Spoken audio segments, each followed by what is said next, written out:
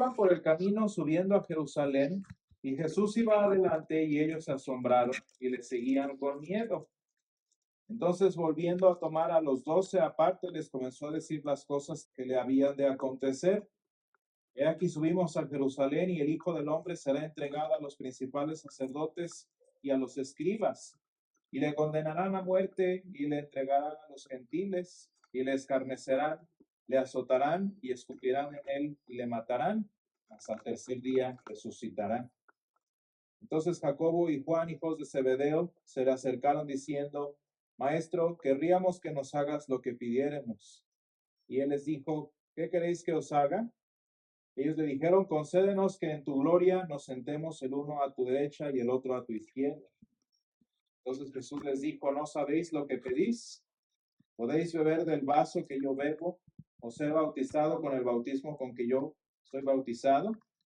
Y ellos le dijeron: podemos. Jesús les dijo: a la verdad, del vaso que yo bebo beberéis, y con el bautismo con que yo soy bautizado seréis bautizados. Pero el sentaros a mi derecha y a mi izquierda no es mío darlo, sino a aquellos para quienes está preparado. Cuando lo oyeron los 10, comenzaron a enojarse contra Jacobo y contra Juan. Mas Jesús, llamándolos, les dijo: ¿sabéis que los que son tenidos por gobernantes de las naciones se enseñorean de ellas, y sus grandes ejercen sobre ellas potestad?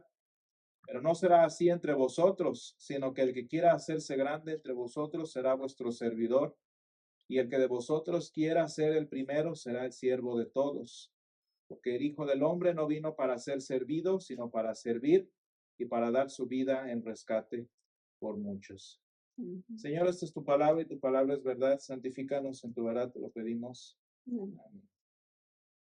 Hermanos, llegamos al último domingo de Cuaresma. Si se fijaron allí en la diapositiva, tenemos que es el quinto. 5 domingos que nos han servido de preparación precisamente para esta semana, la más importante del año cristiano, que es la Semana Santa. Y han sido, pues, incluso en la temática que hemos llevado, han sido domingos distintos, particularmente porque enfatizamos, por ejemplo, la necesidad y la condición humana. Una estación que hasta en los colores se parece al Adviento, porque en Adviento, que es la primera del año, y ahorita en Cuaresma, nos hacemos una misma pregunta y damos una misma respuesta. ¿Por qué es necesario que el mundo tenga un Salvador? ¿Por qué es necesario esperar en el caso de Adviento que venga Jesús? ¿Y por qué es necesario ahorita en Cuaresma que Jesús muera en la cruz? ¿Qué hace falta o por qué es necesario? Y bueno, como hacemos énfasis quizás en Adviento un poco menos, pero ahora en Cuaresma es por la condición humana, por esta condición en la que estamos nosotros y que mostramos de muchas formas, no nada más competiciones tontas como la que hicieron aquí San Jacobo y San Juan, sino más allá en nuestras mismas actitudes como personas delante de nuestro Dios. De allí que cuando llevamos una buena Cuaresma, cuando tenemos un buen Adviento, pues bueno, ya no a veces hasta ya ni hace falta preguntarnos para qué es necesario que venga, para qué es necesario que muera Jesús. Y hermanos, a propósito de esto, vean la actitud que tienen los discípulos en el versículo 32 de nuestro pasaje de hoy en San Marcos 10. Iban por el camino subiendo a Jerusalén y Jesús iba adelante y ellos se asombraron. Digo, no es como que Jesús nunca caminara enfrente de ellos, yo me supondría, ¿no? No es como si jamás en su caminar diario Jesús hubiera adelantado unos cuantos metros más adelante, ¿no? Sino que ellos sabían, porque ya Jesús les había dicho varias veces, como que por qué Jesús iba hacia Jerusalén de entrada, pero también como ganándoles el paso a ellos. Podemos incluso especular de aquí que Jesús iba con cierta prisa, con cierta determinación, al grado que ellos se asombran. No nada más se asombran, sino hasta que tienen miedo. Y Jesús, notando esto, les dice que es necesario que él padezca, que él sea perseguido, que lo condenen a muerte, que lo maten, pero que al tercer día resucite. Vean cómo allí, de alguna forma muy gráfica, de alguna forma muy bibliográfica incluso, los discípulos están experimentando lo que a veces nosotros hacemos con nuestras preguntas sobre por qué Jesús debe morir. Ellos van siguiéndolo literal.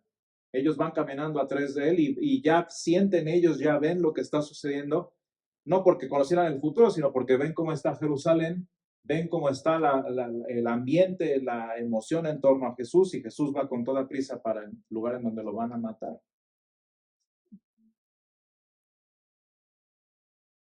Si no de ellos mismos, hermanos, en su condición humana, sí están viendo la condición humana de Jerusalén y saben cuál es la reacción humana ante el Hijo de Dios, que va a resultar en todo este despliegue de violencia y de muerte contra Jesús.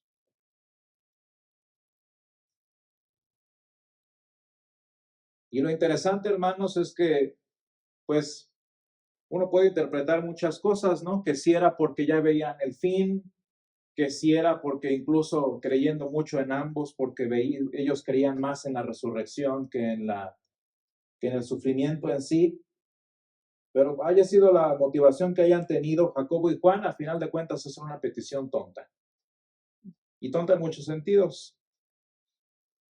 Le dicen a Jesús que cuando Él esté en su gloria, quieren sentarse uno a la derecha y otro a la izquierda. Hablando del carácter y el corazón humano, fíjense cómo por ahora, como hermanitos,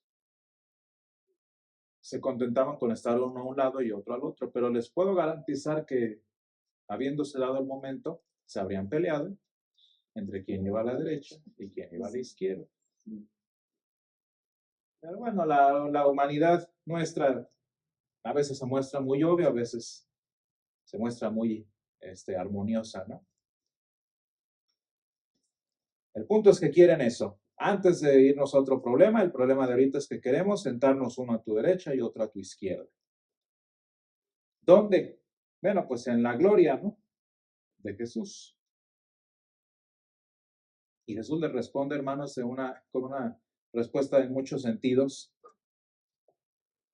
Pero la que nos interesa es la que Jesús nos deja ver con sus preguntas que siguen. Y Jesús les dice, no saben lo que piden. O sea, no tienes ni idea de lo que estás pidiendo. ¿Y por qué les dice que no saben ni lo que están pidiendo? Pues porque vean cómo Jesús nos define esa gloria en la que Él iba a ser coronado, pero que ellos ni siquiera habían entendido y que por eso estaban pidiendo ese favorcito. Vean cómo Jesús nos explica cuál es su verdadera gloria. Y menciona aquí, beber del vaso que yo bebo y ser bautizado con el bautismo con que yo soy bautizado. Y hermanos, en el contexto de lo que estamos hablando, aprovechando lo que Jesús les acaba de decir, y cuando leemos particularmente la epístola a los Hebreos, por ejemplo, las epístolas del apóstol San Pablo, ¿cuál fue el momento más glorioso de Jesús, del Hijo de Dios?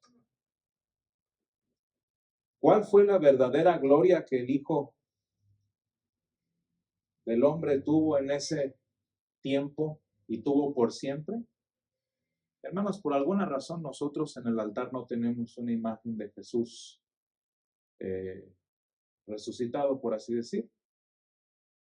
Tenemos una cruz.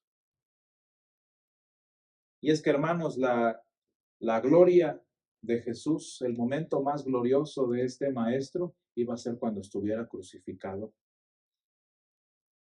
y estuviera muriendo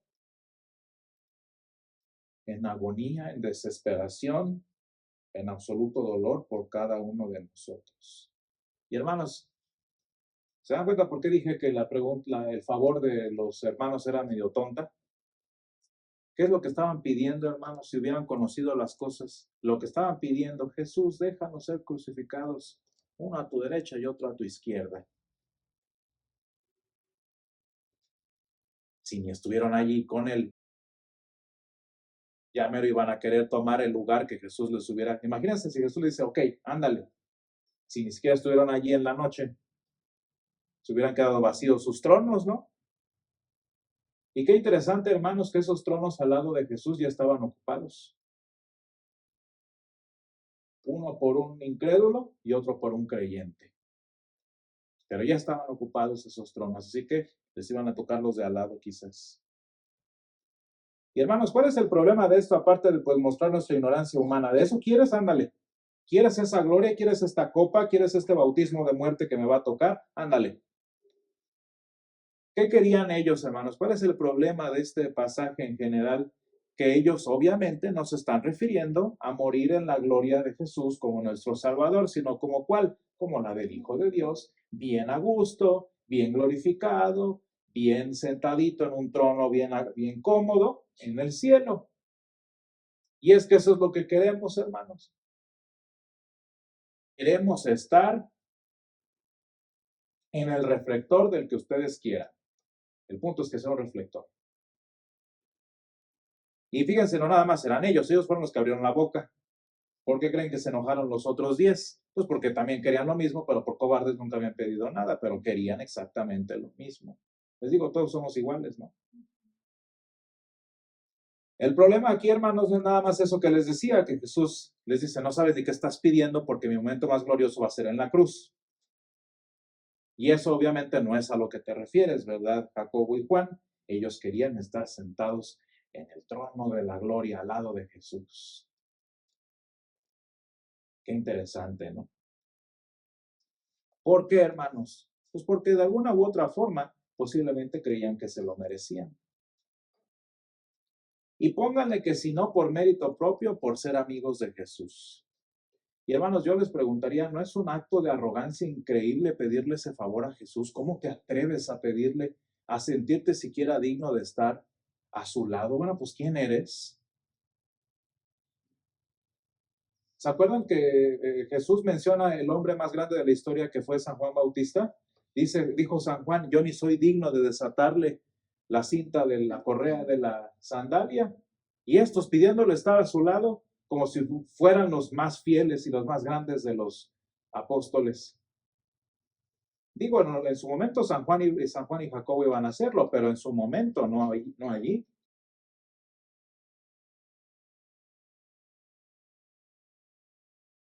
Y hermanos, qué triste es la conclusión a la que llegamos como personas muchas veces en nuestra vida cuando siento y creo que me lo merezco. Cuando siento y creo que soy libre, que tengo la posibilidad, la capacidad y la dignidad de tomar ese trono del lado del Señor. Uy. ¿Y saben por qué, hermanos? Porque la humanidad en general y particularmente nosotros, este tiempo moderno, nos ha llevado a un grado de arrogancia en el que tú crees que tú vales la pena nada más porque tú dices que tú mereces el lugar nada más porque, pues, obvio, ni mayor explicación se necesita, ¿verdad? Y hermanos, no sé si ustedes recuerdan, pero yo mencionaba, me parece que hace unos domingos, y si no en el sermón en la escuela dominical, yo les platicaba de toda esta basura existencialista que dice que tú como persona no eres, sino conforme vas tomando decisiones te vas configurando en la definición de persona. Vamos a cambiarle persona y le vamos a poner dignidad. La dignidad no existe. ¿Qué es la dignidad? ¿Qué es la gloria personal? Bueno, aquello que tú vas construyendo y aquello que tú vas definiendo a través de tus decisiones, a través de tus acciones. Y eso que tú logras al final de tu vida, lo que sea, eso es digno y eso es hermoso. ¿Sí? El existencialismo, yo les platicaba, ¿qué es eso? La existencia no existe, o sea, el ser humano simplemente no es porque no hay nada que ser. O sea, no hay un diseño de humano que tú puedas llegar a él, sino que tú lo vas, ¿qué? Tú lo vas construyendo, ¿no?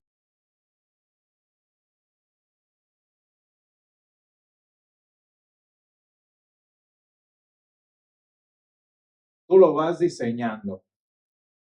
Lo que tú eres, tú lo vas a ir construyendo. Tus decisiones, tus libertades, tú vas construyendo. De tal manera que cuando ya estás viejo, me supongo, y volteas para atrás y ves tu vida, dices, wow, qué vida tan padre construí. Con razón me merezco estar al lado de Jesús en el reino de los cielos, ¿verdad que sí? Hermanos, eso es asumiendo que todas las decisiones de tu vida estuvieron. ¿Se fijan? No sé, hermanos, ustedes logran percibir lo enfermo de nuestra filosofía moderna, en el que tú eres tus decisiones.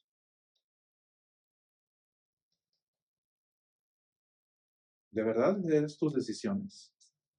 ¿Tan conformista o arrogante eres? Porque si hasta en el no decidir estás decidiendo, hermanos, qué vida tan agonizante.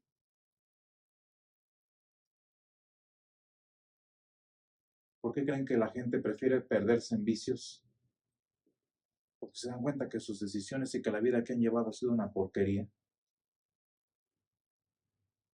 Hermanos, imagínense si Jacobo y Juan hubieran entendido lo que están pidiendo, se habrían dado cuenta que hasta la cruz les quedaba chiquita, porque no merecían eso, sino más.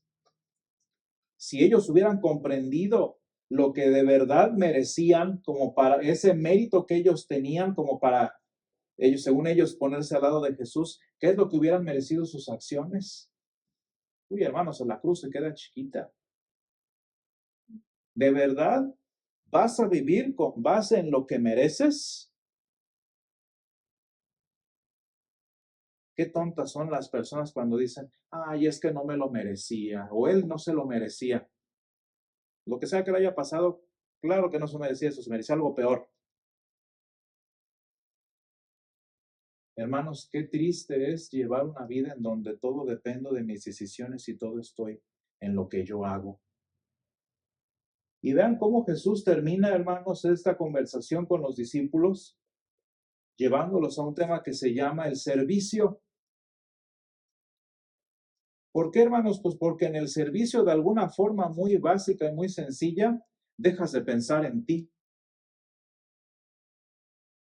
Y no estoy diciendo que, porque también hay formas en que ayudando a otros te sientes mejor. Ahí si vas a hacer eso, pues mejor no lo hagas, ¿no? ¿Cuál es lo interesante, hermanos, de volverse el sirviente de todos? Dice, el que de vosotros quiera ser el primero, ser el siervo de todos. ¿Por qué creen que es necesario este servicio, hermanos, tan interesante al que nos llama Jesús? No porque sirviendo entonces ahora sí eres digno porque vuelves a la misma, sino porque cuando te vuelves el siervo de todos, te pones en el nivel de lo que mereces. Si quieres recibir el merecido tuyo, pues déjame decirte que no vas a estar al lado mío de Jesús, sino que vas a estar bien abajo. Y si hay 100 cristianos, tú eres el 100. Y hermanos, ¿por qué creen que Jesús nos llama a este concepto de nosotros mismos? Pues porque en ese momento, cuando te das cuenta que no eres nada, cuando te das cuenta que no mereces nada, como el mundo de por sí te lo va a recordar infinidad de veces, te das cuenta que eres todo y tienes todo porque Jesús murió en tu lugar.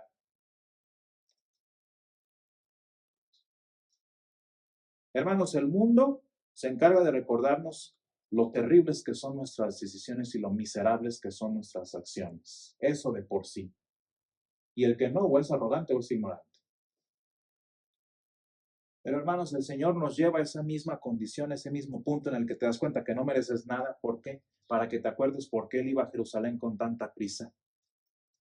Para que acordándote de que no eres nada y que no mereces ni siquiera estar cerca de su trono, sino lo más abajo, hasta lo más profundo, de allá te fue a sacar.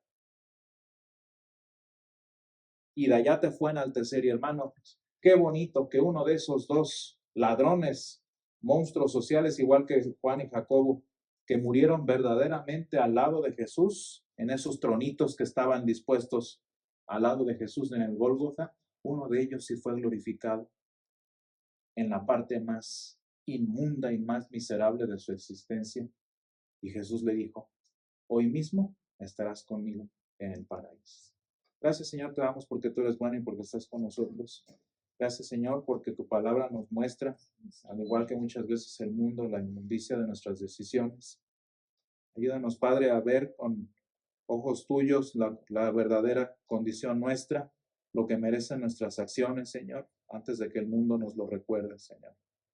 Ayúdanos, Padre, a recordar como lo hacemos en el miércoles de ceniza, cuando iniciamos la cuaresma, que somos polvo, que somos nada, que siendo polvo, Señor, al polvo volveremos. Pero, Padre, te pedimos que una vez que después pasada esta cuaresma en el que lo recordamos y nos sabemos polvo, no sabemos nada, no sabemos el más pequeño de todos, también, Señor, recordamos que fue de ahí justamente donde tu mano nos formó y fue de ahí, Señor, de donde tu mano nos rescató, Señor.